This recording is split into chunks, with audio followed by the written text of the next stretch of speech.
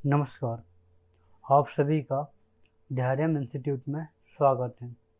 हम इस video series में हिस्ट्री को एमसीक्यूज़ के माध्यम से कवर करेंगे, साथ ही उनको डिटेल से पढ़ेंगे और क्विक रिवीजन के माध्यम से भी उनको याद करेंगे। हिस्ट्री की इस एमसीक्यू सीरीज में आज का पहला क्वेश्चन है, इतिहास के जन्मदाता है।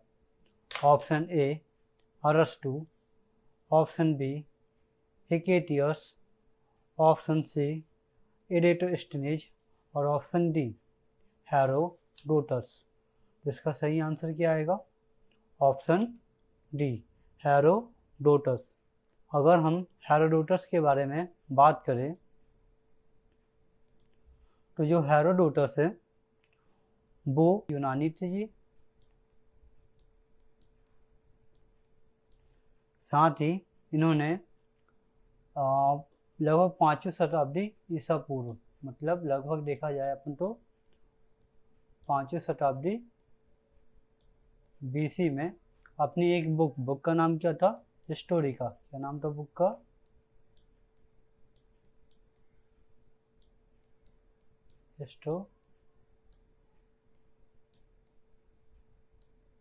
हिस्टोरिका में भारत और फारस के संबंध के बारे में वर्णन किया है।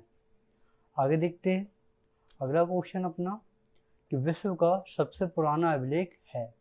ऑप्शन ए बेगजगोई, ऑप्शन बी हाथी गुम्फा, ऑप्शन सी मंदसौर और ऑप्शन डी इनमें से कोई नहीं। तो इसका सही आंसर आएगा अपना क्या? Option A बेगजगोई।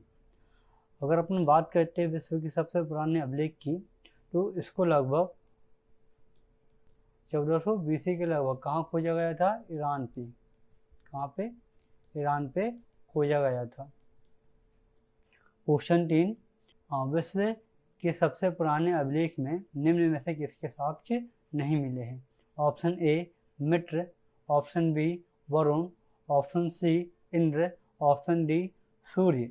तो इसका सही आंसर आएगा अपना ऑप्शन डी सूर्य। विश्व के पुराने अभिलेख मतलब किसकी बात हो रही है यहाँ पर? बेगजगोई की बात हो रही है। बेगजगोई क्योंकि अपन को कहाँ से मिला था? अपन को ईरान से मिला था। इसके बाद अगला क्वेश्चन रहेगा अपना क्वेश्चन 4, अभिलेखों की सबसे प्राचीन भाषा में से एक भाषा थी। Option A Greek, option B Aramaic, option C Kharoshthi और ऑप्शन डी इनमें से सभी। तो इसका सही आंसर आएगा अपना ऑप्शन डी इनमें से सभी। अगर बात करते अपन ग्रीक, तो ये भाषा भी है अभी वर्तमान में, जो कि इसका संबंध कैसे है? यूनान से है। इसका संबंध यूनान से। जबकि अपन अरमाइक की बात करते हैं तो अरमाइक जो अफगानिस्तान है अपना, जो वर्तमान का क्या है अपना अफगानिस्तान है, वहाँ पर ये लिपि प्रचलित थी। वहीं बात करते अपन खारुष्टी थी, तो जो खारुष्टी है अपनी ये पश्चिमी पाकिस्तान पे प्रचलित थी। वहीं अगर भारत की बात करते हैं तो भारत की कौन सी लिपि चलती थी? तो भारत में ब्राह्मणी लिपि का उपयोग किया गया था। ब्राह्मणी लिपि का उपयोग किया गया था। इसके बाद आगे अगला क्वेश्चन देखते हैं क्वेश्चन 5, सामान्यतः हिमालय से विंध्याचल तक विस्तारित मंदिरों की शैली कहलाती है। ऑप्शन ए वेसर शैली, ऑप्शन बी नागर शैली, ऑप्शन सी द्रविड़ शैली, ऑप्शन डी पगोडा शैली। इसका सही आंसर आएगा अपना ऑप्शन बी नागर शैली। आगे देखते अपन अगला क्वेश्चन क्वेश्चन 6, क्वेश्चन 6 अपना नागर शैली की विशेषताएं थी। ऑप्शन ए आधार और शिखर चतुष्कोणी, ऑप्शन बी पिरामिड नुमा, ऑप्शन सी शिखर शंकुआकार और ऑप्शन डी इनमें से सभी। इसका सही आंसर आएगा अपना ऑप्शन ए शिखर चतुष्कोणी। अगर नागर शैली की बात करते हैं तो जो अपन मंदिर बनाते हैं वो मंदिर लगभग आयताकार होते हैं, जो कि आयताकार अपने आधार से लेकर शिखर तक समान आकार के पाए जाते हैं। इन्हीं को क्या बोला जाता है? इन्हीं शैलियों को नागर शैली के अंतर्गत शामिल किया जाता है। इसके बाद आगे देखते हैं, हमारा अगला क्वेश्चन रहेगा क्वेश्चन 7। दक्षिण भारत में सामान्यतः पाए जाने वाले मंदिर की शैलियाँ है। ऑप्शन ए वेसर शैली, ऑप्शन बी नागर शैली, ऑप्शन सी द्रविड़ शैली और ऑप्शन डी इनमें से कोई नहीं। इसका सही आंसर आएगा अपना ऑप्शन सी द्रविड़ शैली। अगर बात करते हैं अपन नागर शैली और अपना द्रविड़ शैली, इन दोनों में डिफरेंस क्या होता है? तो अपना जो नागर शैली है उसमें आधार से लेकर शिखर तक जो मंदिर बनाए जाते रहे वो चतुष्कोणीय आकार के होते थे, जबकि द्रविड़ शैली में इनका जो आधार होता रहा, इनका आधार काफ़ी बड़ा, परंतु जो शिखर होता रहा वो शिखर ऊपर की ओर जाते जाते छोटा होते जाता रहा। इसी कारण इसको क्या बोला जाता है? ये शंकु आकार के मंदिर को मंदिर बोला जाता है। इसके बाद आगे बात करते हैं, हमारा अगला क्वेश्चन है 8वां। जिस समय का केवल पुरातात्विक साक्ष्य उपलब्ध है वह कहलाता है। इसका ऑप्शन ए प्रागैतिहासिक काल, ऑप्शन बी आदि ऐतिहासिक काल, ऑप्शन सी ऐतिहासिक काल और ऑप्शन डी उपरोक्त में सभी। तो इसका सही आंसर आएगा अपना ऑप्शन ए प्रागैतिहासिक काल। अगर अपन बात करते हैं जो अपने इतिहास है इसको अध्ययन की दृष्टि से और साक्ष्यों की दृष्टि से, साक्ष्यों की दृष्टि से इसको 3 भागों में डिवाइड किया गया है। पहला प्रागैतिहासिक काल है, दूसरा क्या है अपना आदि ऐतिहासिक काल है और तीसरा अपना ऐतिहासिक काल है। जिसमें से प्रागैतिहासिक काल क्या होता है? प्रागैतिहासिक काल उस समय को कहते हैं जिस समय केवल पुरातात्विक साक्ष्य ही उपलब्ध है और जो साहित्यिक साक्ष्य होता है अपना, साहित्यिक मतलब जैसे लिपि वगैरह हो गया, बुक वगैरह हो गया, इनका संबंध इसमें नहीं पाया गया है। इसके बाद आगे देखते हैं अगला क्वेश्चन अपना कि हड़प्पा सभ्यता किस काल से संबंधित है।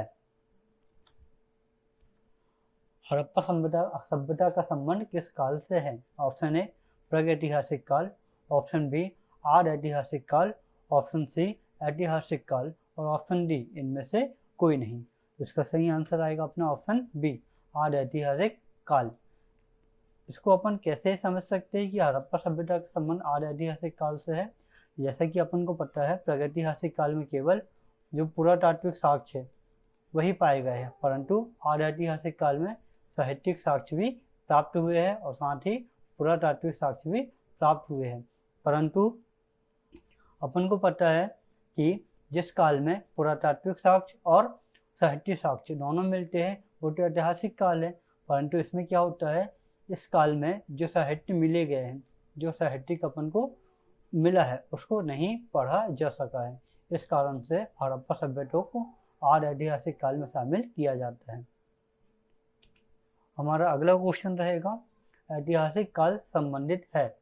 ऑप्शन ए पुरातात्विक साक्ष्य से, ऑप्शन बी साहित्यिक साक्ष्य से, ऑप्शन सी दोनों और ऑप्शन डी इनमें से कोई नहीं। तो इसका सही आंसर आएगा अपना ऑप्शन सी दोनों। जैसा कि अपन ने लास्ट क्वेश्चन में कवर किए थे, ऐतिहासिक काल क्या होता है? वह काल जिसमें पुरातात्विक साक्ष्य और साहित्यिक साक्ष्य दोनों प्राप्त हुआ है और इन साहित्यिक साक्ष्य को पढ़ा जा चुका है। ऐसे काल को ऐतिहासिक काल के अंतर्गत शामिल किया जाता है। इसके बाद अगला क्वेश्चन अपना कि भारत में सर्वप्रथम प्रागैतिहासिक काल का अध्ययन किसने किया था? ऑप्शन ए थॉमसन ने, ऑप्शन बी कार्ल लेमस ने, ऑप्शन सी रॉबर्ट ब्रुसफुट ने और ऑप्शन डी अलेक्जेंडर ने। तो इसका सही आंसर आएगा अपना ऑप्शन सी रॉबर्ट ब्रुसफुट में। अगर बात करते हैं भारत में प्रागैतिहासिक काल, तो भारत में प्रागैतिहासिक काल के जनक या फिर खोजकर्ता सबसे पहले किसको माना गया था? अपने रॉबर्ट ब्रुसफुट को माना गया था। इसके बाद अगला क्वेश्चन अपना प्रागैतिहासिक काल का जनक किसको माना जाता है? प्रागैतिहासिक काल का जनक किसको माना जाता है? Option A Jurgensen, option B Thomsen, option C Primrose, option D Nearchus. इसका सही आंसर आएगा अपना ऑप्शन सी डॉक्टर प्राइमरोज को प्रागैतिहासिक काल का जनक माना जाता है। इसके बाद अगला क्वेश्चन रहेगा अपना, भारत में सर्वप्रथम प्रागैतिहासिक काल के साक्ष्य कहाँ मिले? Option A Adamgarh, option B Sehore, option C Pallavaram और ऑप्शन डी रायसेन। अगर अपन ऑप्शन में ध्यान देते हैं तो ये सभी जो स्थल है इन सभी का संबंध प्रागैतिहासिक काल से रहा है। आदमगढ़ जो कि होशंगाबाद में आता है, सीहोर और रायसेन ये तीनों के तीनों स्थल अपने एमपी से संबंधित है, जबकि जो अपना पल्लवरम है ये तमिलनाडु में आता है। और सर्वप्रथम भारत में प्रागैतिहासिक काल का संबंध भी या फिर स्थल देखा जाए तो पल्लवरम को ही माना गया था।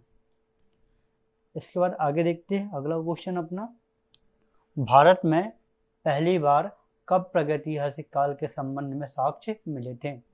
ऑप्शन ए 1820 को, ऑप्शन बी 1863 को, ऑप्शन सी 1857 को और ऑप्शन डी 1869 को।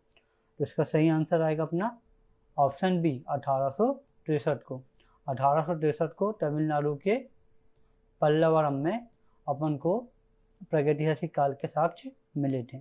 अगला क्वेश्चन अपना, प्रागैतिहासिक काल के भाग हैं। ऑप्शन ए पाषाण काल, ऑप्शन बी कांस्य युग, ऑप्शन सी लोह युग और ऑप्शन डी इनमें से सभी। तो इसका सही आंसर आएगा अपना ऑप्शन डी इनमें से सभी।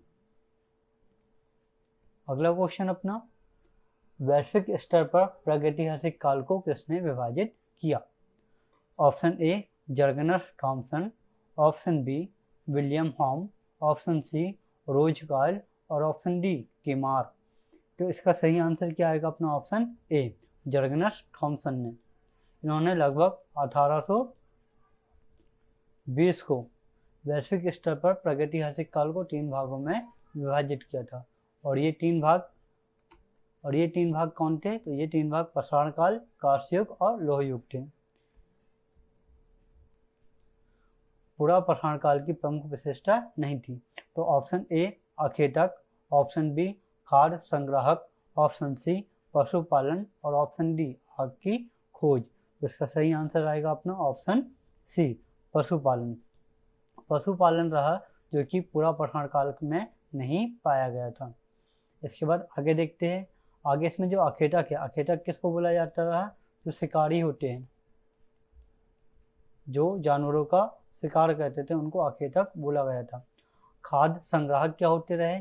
जे दूर से स्थल जाके किसको खाने को एकत्र करते थे। इसके बाद आगे देखते हैं अगला क्वेश्चन अपना, पशुपालन की शुरुआत कब से प्रारंभ हुई? ऑप्शन ए पूरा पाषाण काल से, ऑप्शन बी मध्य पाषाण काल से, ऑप्शन सी मध्य पूरा पाषाण काल से और ऑप्शन डी नव पाषाण काल से। तो इसका सही आंसर आएगा अपना ऑप्शन डी नव पाषाण काल से। नव पाषाण काल में पशुपालन की शुरुआत की गई थी। इसके बाद आगे देखते हैं, आग का व्यवहारिक प्रयोग किस काल से प्रारंभ हुआ? ऑप्शन ए पूरा पाषाण काल, ऑप्शन बी नव पाषाण काल, ऑप्शन सी उच्च पूरा पाषाण काल और ऑप्शन डी मध्य पाषाण काल। इसका सही आंसर आएगा अपना ऑप्शन डी मध्य पाषाण काल। इसमें देखिए अपन तो जो पूरा पाषाण काल है इस समय आग की खोज हो गई थी, परंतु आग में नियंत्रण कैसे करना है, इसका उपयोग क्या है, इन सब के बारे में जानकारी अपन को मध्य पाषाण काल में प्राप्त हुई थी। इसके बाद आगे देखते हैं अगला क्वेश्चन, स्थायी निवास का प्रारंभ कब से माना जाता है? ऑप्शन ए नव पाषाण काल, ऑप्शन बी मध्य पाषाण काल, ऑप्शन सी निम्न पूरा पाषाण काल और ऑप्शन डी इनमें से कोई नहीं। तो इसका सही आंसर आएगा अपना ऑप्शन ए नव पाषाण काल। नव पाषाण काल के अंतर्गत स्थायी निवास, पशुपालन और साथ में ही जो कृषि होती है, कृषि का भी प्रारंभ इस समय माना गया था।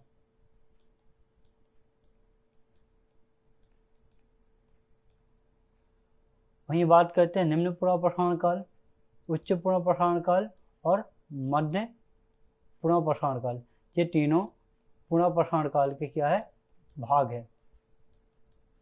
वहीं मध्य पाषाण काल की बात करते हैं तो इसका जो समय रहा ये लगभग 10,000 BC से लेके 4,000 BC तक विस्तारित रहा। वहीं नवपाषाण काल की बात करते हैं तो ये 10,000 BC से लेके लगभग 1,000 BC तक विस्तारित था। वहीं पुरापाषाण काल की बात करते हैं तो लगभग 25,10,000 ईसा पूर्व तक विस्तारित था। वहीं आगे अपन बात करते हैं मध्यपाषाण काल में पशुपालन का प्रारंभ हुआ था। वहीं आगे देखिए तो सबसे पहला पाला गया जानवर कौन था? तो कुत्ता था। कौन था? कुत्ता था। तो आज की वीडियो में हमने हिस्ट्री के लगभग 20 क्वेश्चन को कवर किया है।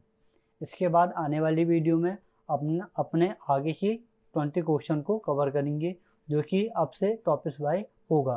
तो अगला टॉपिक अपना फिर से ही प्राचीन भारत के इतिहास रहेगा, जिसमें प्रागैतिहासिक काल और आदि ऐतिहासिक काल और ऐतिहासिक काल से संबंध में जितने भी क्वेश्चन हैं उनको अपन कवर करेंगे। धन्यवाद।